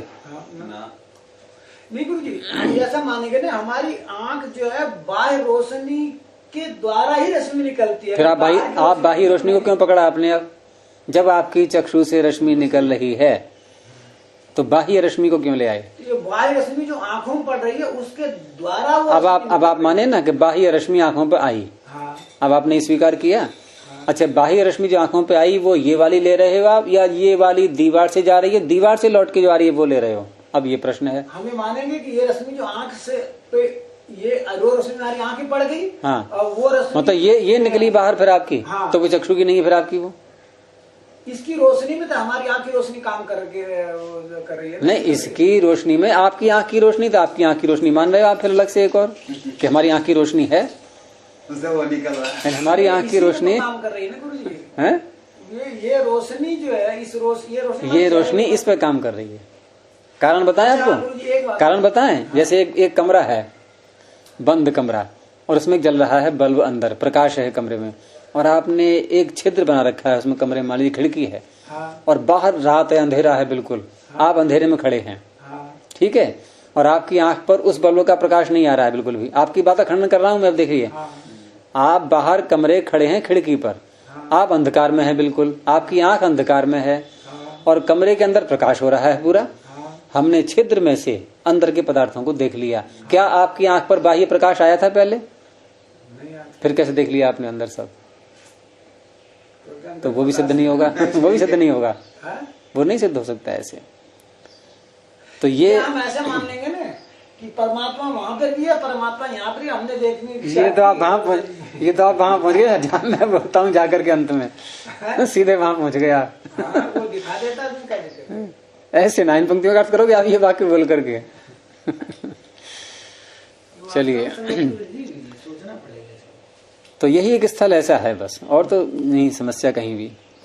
तो ये हो गया कि कृष्ण तारोपनिबद्धम चक्षुर बहिर्निसृत्य रूपाधिकरणानि द्रव्याणि प्राप्नोति। ठीक है, आगे चलते हैं अब कि स्पर्शनादीनि तु इंद्रियाणि विषया एव आश्रय उपसर्पणात् प्रत्यासीदन्ति। अब इन्होंने इसमें रूप को तो ले लिया प्रारंभ में और शब्द को ले रहे हैं अंतिम वाक्य में, तो बीच में कितने रह गए? 3। तो 3 में आप स्पर्शनादीनि को जरा पूरा कीजिए। स्पर्श में 2 और कौन कौन से जोड़ेंगे? स्पर्श, गंध और रस। बस इन 3 को लेना है यहाँ पर। अब स्पर्शनादीनि का तात्पर्य स्पर्श आदि 3, इन स्पर्श, रस और गंध। स्पर्श, गंध, रस। ठीक है, 3 ही पकड़ना यहाँ पर। ये कैसे हैं विषय? ये सबका अलग बता रहे हैं। गति कैसे दिखाएंगे आप? इन्हीं प्रक्रिया जो है, प्रोसेस है जो विषय ग्रहण करने की, उसमें भेद दिखा रहे हैं। क्योंकि प्रारंभ वाक्य था गति भेदात, गति का भेद है सब में। इन्हें कृष्ण तार कुछ और प्रकार से विषय ग्रहण करता है, और ये 3 जो है ये अलग प्रकार से। ये कैसे करते हैं कि स्पर्शनादीनि तु इंद्रियाणि विषया एव आश्रय उपसर्पणात्। आश्रय के उपसर्पण से, आश्रय के उपसर्पण से आप एक ले लो पहले। जैसे स्पर्श है, स्पर्श का आश्रय कौन है? कोई वस्तु जिसको हम छुएंगे, वो आया आपके पास में। उपसर्पण, उपसर्पण का अर्थ क्या होता है? समीप आना। ऐसे ही रस, तो रस ग्रहण कब होता है? रस का आश्रय आपके पास आया। गंध ग्रहण कब होता है? गंध का आश्रय आपके पास आया। चक्षु में ऐसा नहीं था, इसलिए उसको अलग कर दिया। तो ये जो 3 विषय हैं ये आश्रय उपसर्पणात् प्रत्यासीदन्ति, ये आश्रय के उपसर्पण से, समीप में आने से प्रत्यासीदन्ति प्राप्त होते हैं। ठीक है, अब रह गया शब्द एक अलग, उसका अलग प्रकार है। गति भेद दिखा रहे हैं ना, तो 3 भेद हो जाएंगे अब ये। एक पहला भेद चक्षु वाला, दूसरा भेद ये 3 इंद्रियों का एक साथ ले लिया, और तीसरा भेद ये शब्द का। शब्द कैसे में गृहीत होता है कि संतान वृत्त्या शब्दस्य, शब्द का संतान वृत्ति से, संतान रूपी व्यवहार से, आज उसकी क्रिया से। ये तो पीछे आ चुका है बहुत विस्तार से अब तक। तो श्रोत्र प्रत्यासक्ति ही, श्रोत्र के साथ उसकी प्रत्यासक्ति, सन्निकर्षता होती है, तब शब्द गृहीत होता है। तो ये हो गया गति का। अब क्या था चौथा शब्द? आकृति। आकृति खलु परिमाणम इयत्ता सा पंचधा। आकृति क्या है? ये परिमाण है, इयत्ता है, परिमाण कोई खोला है, इयत्ता सा पंचधा, वो भी 5 प्रकार की है। ये कैसी है कि स्वस्थान मात्राणि घ्राण रसन स्पर्शनानि विषय ग्रहणेन अनुमेयानि। घ्राण, रसन और स्पर्शन ये कैसी हैं? स्वस्थान मात्राणि, अपने अपने स्थान वाली, और विषय ग्रहणेन अनुमेयानि, विषय का ग्रहण जब होता है तो इससे इनका अनुमान होता है कि ये घ्राण है, ये रसन है, ये स्पर्शन है, ये इंद्रियों के नाम हो गए। और चक्षु का ज्ञान कैसे होता है? चक्षु की इयत्ता क्या है कि चक्षु कृष्ण, यहां फिर सा आ रहा है, यहां भी ता आना चाहिए कि चक्षु कृष्ण ताराश्रयम बहिर्निसृतम। फिर वही वैसा वाक्य आ गया, 3 बार है इसमें ये कि चक्षु कृष्ण ताराश्रयम बहिर्निसृतम विषय व्यापी, ये बाहर निकल करके विषय को व्याप्त करता है। ये इसकी इयत्ता ये है। और श्रोत्रम न अन्यद आकाशात, और श्रोत्र कैसा है? आकाश से भिन्न नहीं है, यानी आकाश स्वरूप ही है। और तच्च विभु, तत् कौन? शब्द नहीं, श्रोत्र। देखो, श्रोत्र आकाशात अन्यत न, आकाश से भिन्न नहीं है। अब तच्च से क्या लोगे आप? वही श्रोत्र। क्या बन गया फिर? ये विभू हो गया, व्यापक हो गया श्रोत्र। अब जहां जहां आकाश है वहां वहां श्रोत्र है। तो क्या होना चाहिए फिर? हमें सारे शब्द सदा सुनाई देते रहना चाहिए, और प्रत्येक को सारे शब्द सदा सुनाई देते रहना चाहिए। उसका समाधान करेंगे आगे कि तच्च विभू, ये श्रोत्र है विभू, और शब्द मात्र अनुभव अनुमेयम, शब्द मात्र का जो ज्ञान होता है, अनुभव होता है, उससे ये अनुमेय है। यदि कहीं हमें शब्द का ज्ञान हो रहा है तो क्या पता लगा? यहाँ पर आकाश है, इससे अनुमेय है ये। लेकिन ये जो बात आ गई कि ये व्यापक है फिर श्रोत्रिय, तो व्यापक होने से सारे शब्द हमें निरंतर सुनाई देते रहना चाहिए। उसका उत्तर दिया आगे कि पुरुष संस्कारोप ग्रहाच, ये अणा हटा देना, ग्रहणात नहीं, ग्रहात। पुरुष संस्कृत उपग्रह शब्द है ये, उपग्रह, उपग्रहण नहीं। पुरुष संस्कारोपग्रहाच अधिष्ठान नियमेन शब्दस्य व्यंजकम इति। पुरुष का, जीवात्मा का जो संस्कार है, धर्माधर्म रूप कर्माशय, उसके आधार पर, उसके उपग्रह से, अधिष्ठान नियमेन, अधिष्ठान के नियम से शब्द का ये व्यंजक होता है। अधिष्ठान नियम का तात्पर्य ये जो कर्ण शष्कुली है हमारी, इसके अंदर जो आकाश है, यानी कि आकाश तो बाहर भी है, तो बाहर श्रोत्र भी है, लेकिन कर्ण शष्कुली के अंदर जो श्रोत्र है, श्रोत्र बाहर भी है, ठीक है, बोल दिया हमने, बाहर होने पर भी कर्ण शष्कुली के अंदर जो श्रोत्र है, यहाँ जो शब्द संतति के द्वारा आएगा वही ग्रहण होगा, उसी का ग्रहण करेंगे। अच्छा, क्यों? सारे शब्दों का ग्रहण क्यों होगा ऐसा? कि हमारा कर्माशय ऐसा है। और पीछे आई चुका था कि कर्म कारितश्चेन्द्रियाणाम व्यूह पुरुषार्थ तंत्र, वही बात यहां भी कह दी इन्होंने कि पुरुष संस्कार के उपग्रह से ऐसा होता है, और नहीं तो सारे हमें निरंतर सुनाई देते रहना चाहिए। अंतिम शब्द था जाति ही। जाति रीति योनिम प्रचक्षते। जाति क्या है? ये योनि है। अर्थात यहाँ जो अलग अलग इंद्रियों की रचना हुई है, तो ये रचना भिन्न भिन्न भूतों से हुई है, क्योंकि योनि का तात्पर्य कारण। यहाँ जाति से उन्होंने कारण अर्थ लिया है, अब स्वयं ही खोल दिया उन्होंने, तो और अर्थ क्यों करें फिर हम? जब स्वयं ही बोल दिया उन्होंने, जिससे कि संदेह न रहे। हाँ, तो जाति इति योनिम प्रचक्षते, जाति शब्द से यहाँ पर योनि को कहा जा रहा है। पंच खलु इंद्रिय योनयः, इंद्रियों की योनियां कितनी है? 5। कौन है वो? पृथिव्यादीनि भूतानि। तस्मात्, इसलिए, प्रकृति पंचत्वात्, प्रकृति के अर्थात पृथ्वी आदि के 5 होने से इन पंचेन्द्रियाणि इति सिद्धम, इंद्रियां 5 हैं, ये सिद्ध हो गया। इंद्रियां 5 हैं ये। अब आगे प्रश्न उठा रहे हैं कि कथम पुनर्ज्ञायते भूत प्रकृति इंद्रियाणि न अव्यक्त प्रकृति नहीं थी। हाँ, ये प्रश्न किया सिद्धांत पूर्व पक्षी ने कि आपने कैसे जान लिया कि भूत प्रकृति वाली इंद्रियां हैं, अर्थात भूत हैं प्रकृति जिनकी, भूत हैं योनि जिनकी, ऐसी इंद्रियां हैं, ये आपने कैसे मान लिया? न अव्यक्त प्रकृति नहीं थी। अरे अहंकार प्रकृति है, ऐसा क्यों नहीं? अव्यक्त से तात्पर्य यहाँ पर अहंकार, अहंकार से बनी है इंद्रियां, ऐसा क्यों नहीं कहते आप? भूतों से बनी है, ये क्यों कह रहे हो? ये कैसे पता लगा लिया? उत्तर दिया आगे।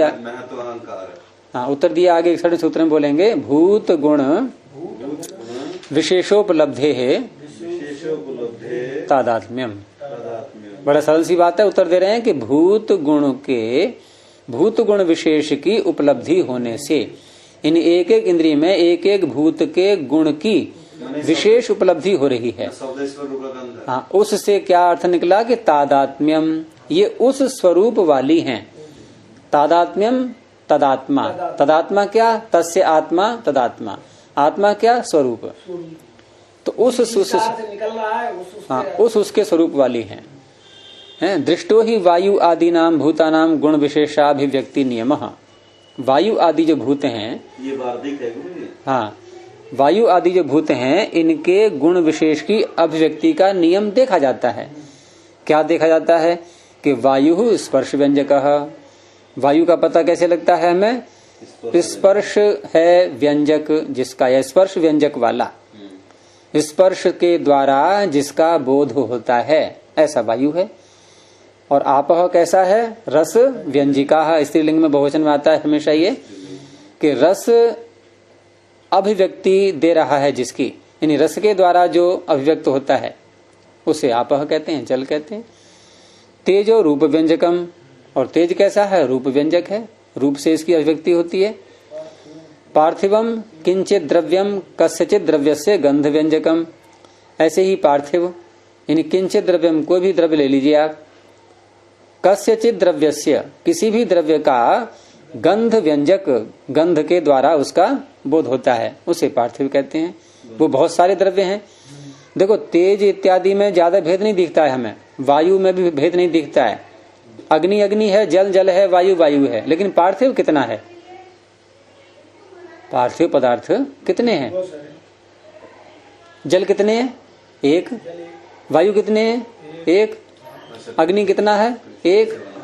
और पृथ्वी पार्थिव पदार्थ बहुत हैं। इसलिए कहा इन्होंने किंचित द्रव्य, कोई भी द्रव्य ले लीजिए आप, उसमें पृथ्वी से बना हुआ पदार्थ जो है ना बहुत, तो किंचित, तो पार्थिवम किंचित द्रव्यम कस्यचित द्रव्यस्य गंध व्यंजकम, उसमें से कोई भी एक ले लिया और वो गंध के द्वारा अभिव्यक्त होता है। तो अस्ति च इयम इंद्रियाणाम भूत गुण विशेषोपलब्धि नियमः, इंद्रियों का ये भूत गुण विशेषोपलब्धि नियम, भिन्न भिन्न जो भूतों के गुण हैं विशेष, उनकी उपलब्धि का नियम यहाँ दिखाई दे रहा है इंद्रियों का। तेन भूत गुण विशेषोपलब्धेर मन्यामहे, इसलिए भूत गुण विशेष की उपलब्धि से हम ये मानते हैं कि भूत प्रकृतिनी इंद्रियाणी, इंद्रियां भूत प्रकृति वाली हैं, न अव्यक्त प्रकृतिनी अहंकार प्रकृति वाली नहीं है। इति दशभिः सूत्रैः इंद्रिय नानात्व प्रकरणम, इंद्रिय के नानात्व का, भिन्न भिन्न इंद्रियां हैं, ये जो प्रकरण चल रहा था ये यहाँ पर पूरा हो गया। ठीक है, अब क्या होगा? इंद्रियों के बाद अर्थ की परीक्षा चलेगी। प्रणव ध्वनि।